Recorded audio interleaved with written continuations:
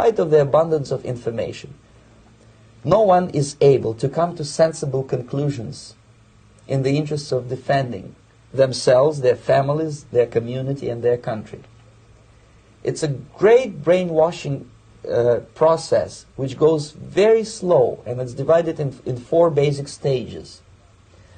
The first one being demoralization. It takes from 15 to 20 years to demoralize a nation. Why that many years? Because this is the minimum number of years which requires to educate one generation of students in the country of your enemy, exposed to the ideology of the enemy. In other words, Marxism-Leninism ideology is being pumped into the soft heads of at least 3 generations of American students without being challenged or counterbalanced by the basic values of Americanism, American patriotism. The demoralization process in the United States is basically completed already. For the last 25 years, actually it's overfulfilled, because demoralization now reaches such areas where previously not even Comrade Andropov and all his experts would even dream of such a tremendous success. Most of it is done by Americans to Americans, thanks to lack of moral standards. As I mentioned before, exposure to true information does not matter anymore. A person who was demoralized is unable to assess true information. The facts tell nothing to him. Even if I shower him with information, with authentic proof, with documents, with pictures, even if I take him by force to the Soviet Union and show him concentration camp, he will refuse to believe it until he is going to receive a kick in his fat bottom. When a military boot crashes his balls, then he will understand, but not before that. That's the tragic of the situation of demoralization. The next stage is destabilization. This time, subverter does not care about your ideas and the patterns of your consumption. Whether you eat junk food and get fat and flabby, doesn't matter anymore. This time, and it takes only from 2 to 5 years to destabilize a nation, what matters is essentials: economy, foreign relations, defense systems.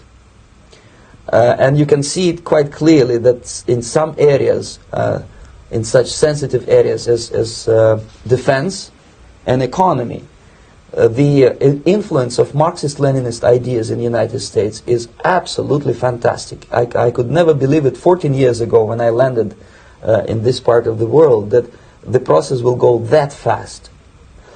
The next stage, of course, is crisis. It may take only up to 6 weeks to bring a country to the verge of crisis. You can see it in Central America now. And after crisis, with a violent change of power, structure, and economy, you have so-called the period of normalization. It may last indefinitely. Normalization is a cynical expression borrowed from Soviet propaganda. When the Soviet tanks moved into Czechoslovakia in '68, Comrade Brezhnev said, "Now the situation in brotherly Czechoslovakia is normalized." This is what will happen in the United States if you allow all these schmucks to bring the country to crisis, to promise people all kind of goodies and the paradise on earth, to destabilize your economy, to eliminate the principle of free market competition, and to put a big brother government in Washington, D.C., with benevolent dictators like Walter Mondale, who will promise lots of things, never mind whether the promises are fulfillable or not. Your leftists in United States, all these professors and all these beautiful civil rights defenders, they are instrumental in the process of the subversion only to destabilize the nation. When their job is completed, they are not needed anymore. They know too much. Some of them, when they get disillusioned, when they see that Marxist-Leninists come to power, obviously they get offended. They think that they will come to power. That will never happen, of course. They will be lined up against the wall and shot.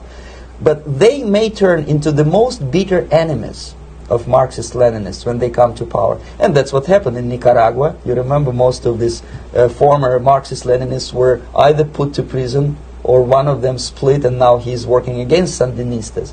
It happened in Grenada when Maurice Bishop was already a Marxist. he was executed by a new Marxist who was more Marxist than this Marxist. Same happened in Afghanistan when first there was Taraki, he was killed by Amin, then Amin was killed by Babrak Karmal with the help of KGB. Same happened in Bangladesh when Mujibur Rahman, very pro-Soviet leftist, was assassinated by his own Marxist-Leninist military comrades. It's the same pattern everywhere.